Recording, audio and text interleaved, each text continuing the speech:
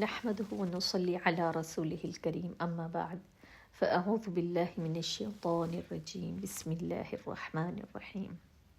رب اشرح لي صدري ويسر لي أمري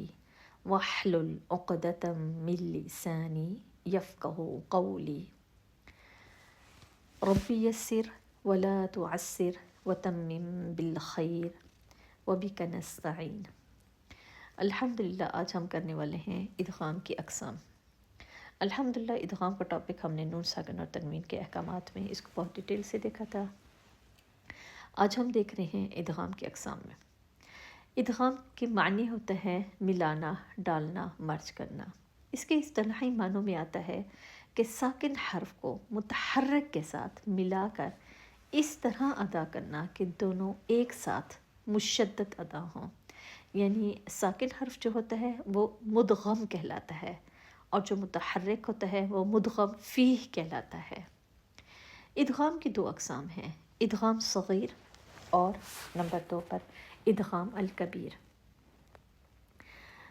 ادغام صغیر جب بھی ساکن اور متحرک حرف یعنی پہلا ساکن اور دوسرا متحرک اور مشدد حرف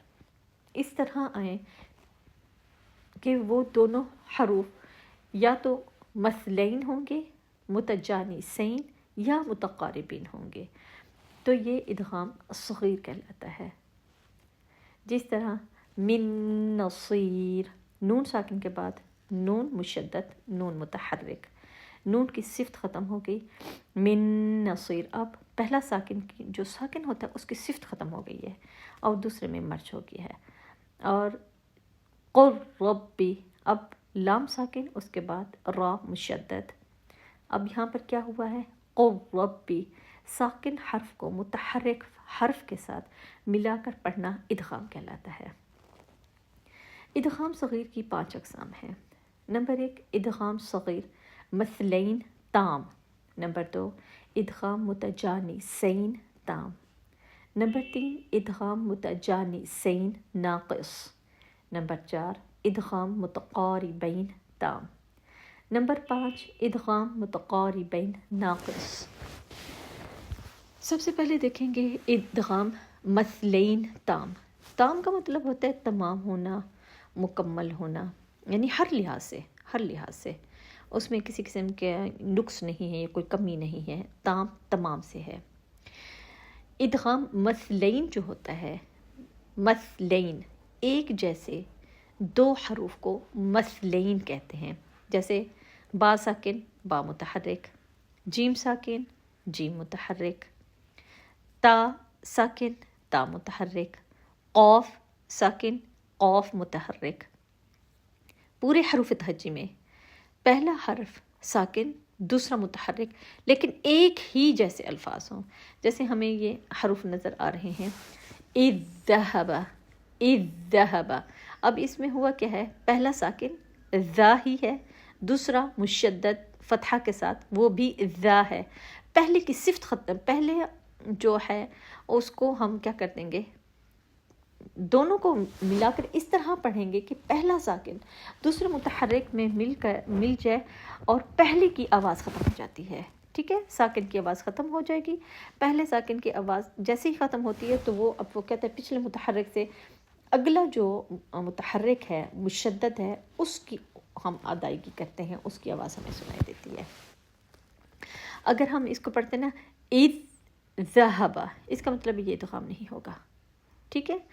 اگلا حرف دیکھیں وقد دخلوا،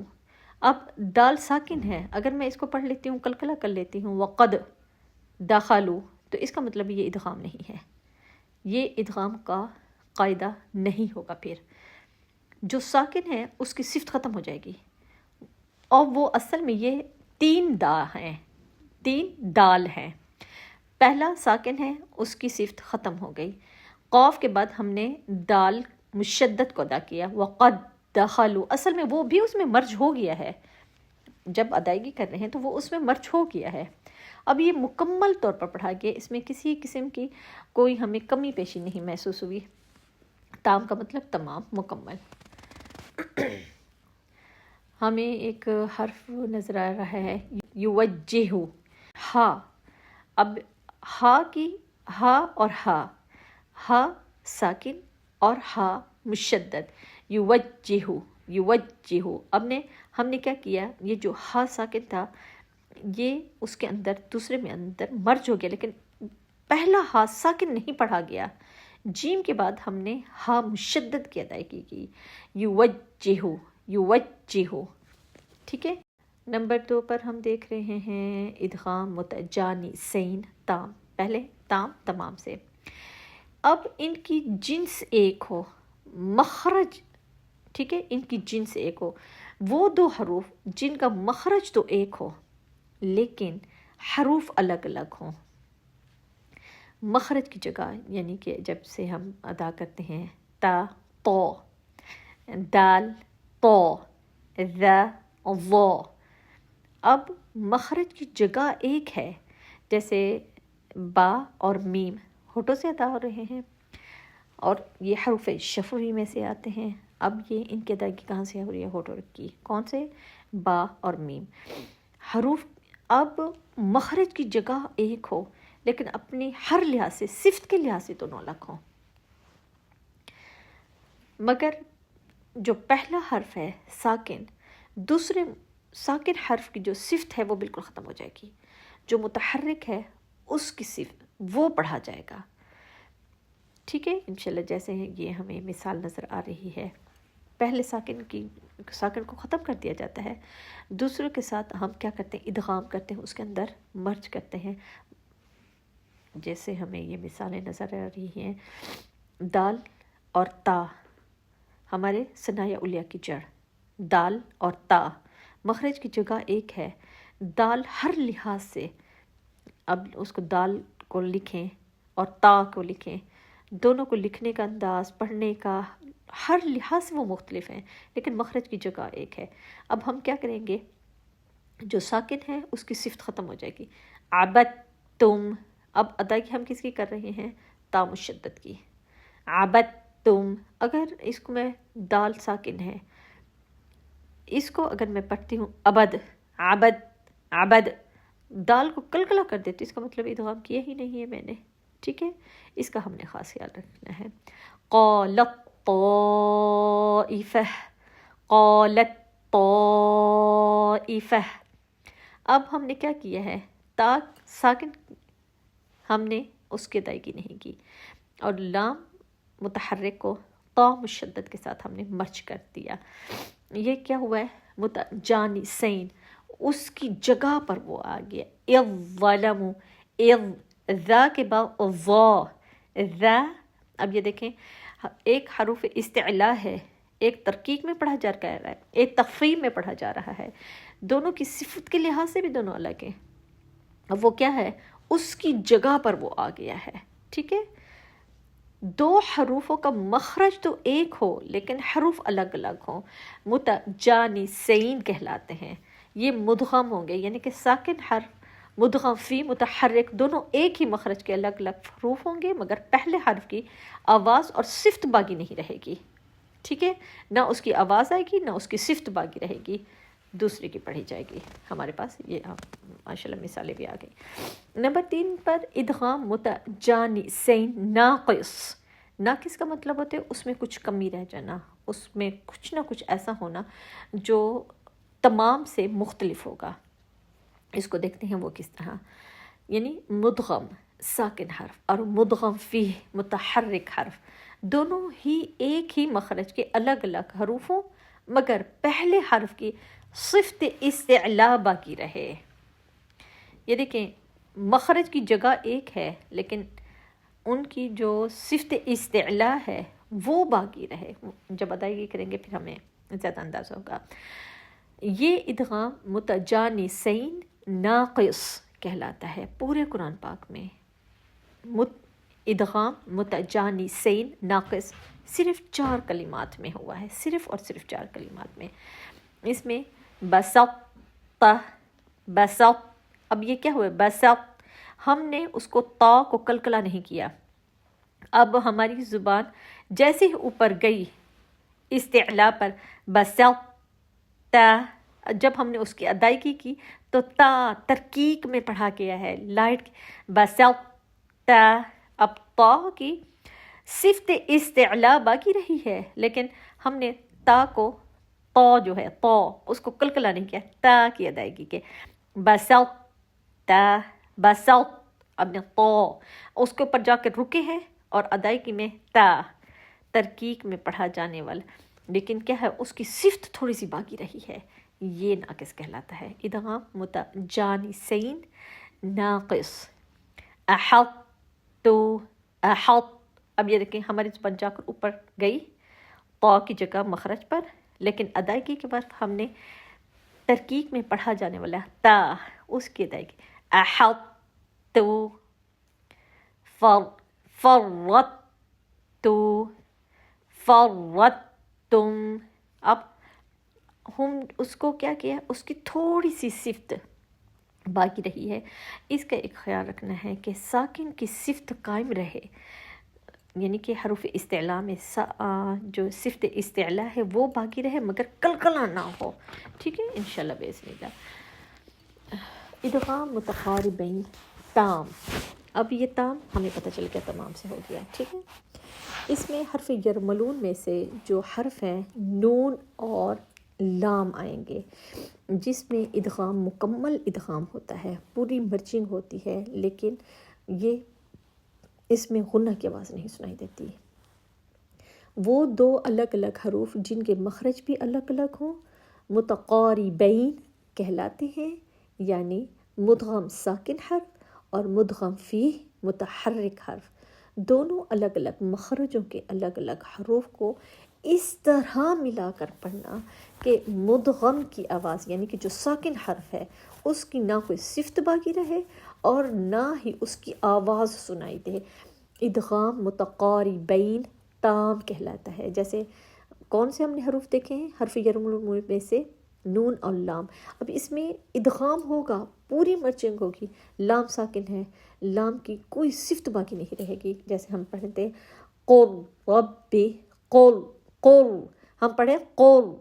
لام کو اگر یہاں سے میں اسکپ کر دیتی ہوں، اگر میں پین رکھ دیتی ہوں یہاں پر، ٹھیک ہے، اب قاف کو را کے اندر کیا کر دیا ہے، مدغم کر دیا ہے، ادغام ہو گیا، مرچنگ ہو گئی ہے، لام کی صفت باقی نہیں رہی، قل ربی قل ربی،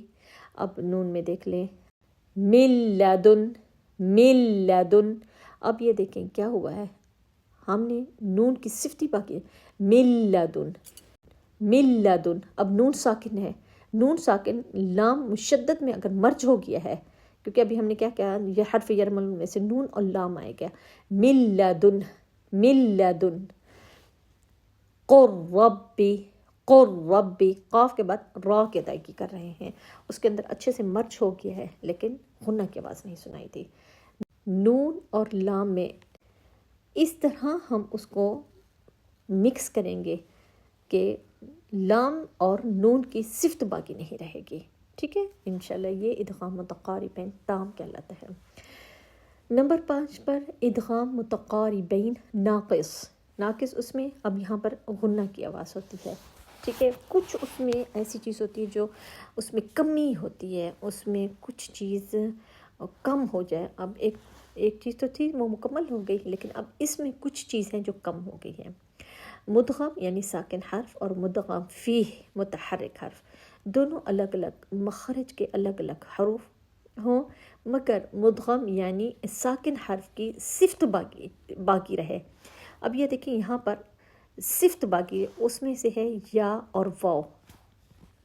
حرف ینمو میں سے یا اور واو آگے، یرملون ہم نے کیا تھا نا، اس میں سے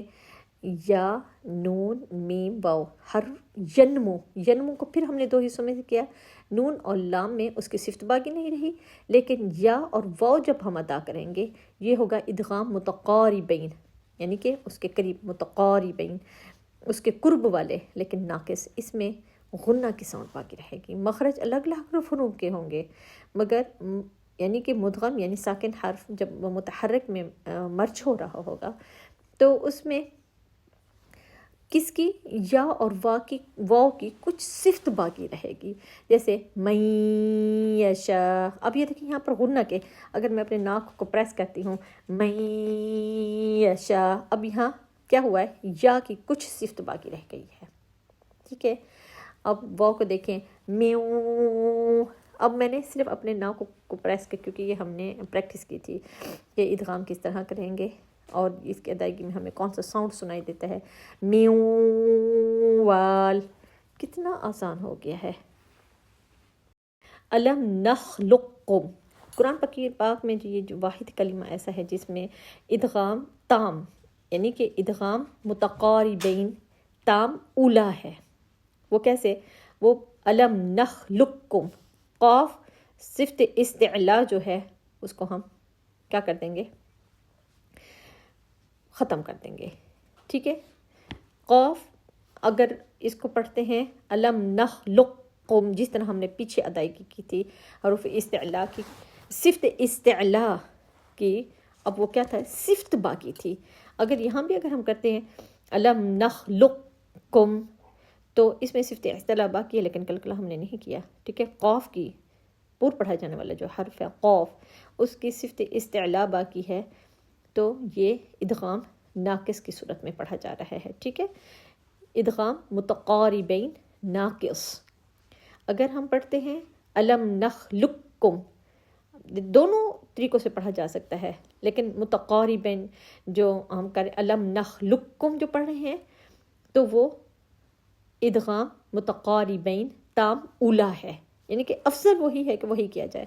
لیکن اگر ہم پڑھتے ہیں نا علم نخلقکم،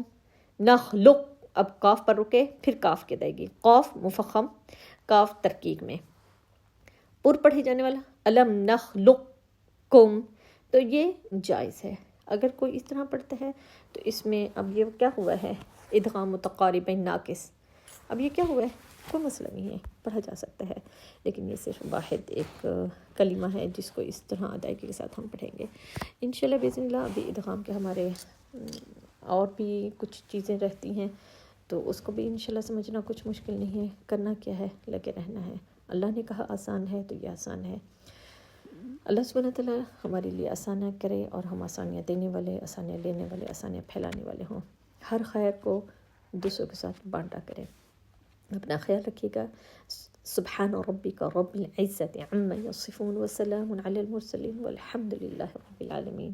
السلام علیکم ورحمۃ اللہ وبرکاتہ.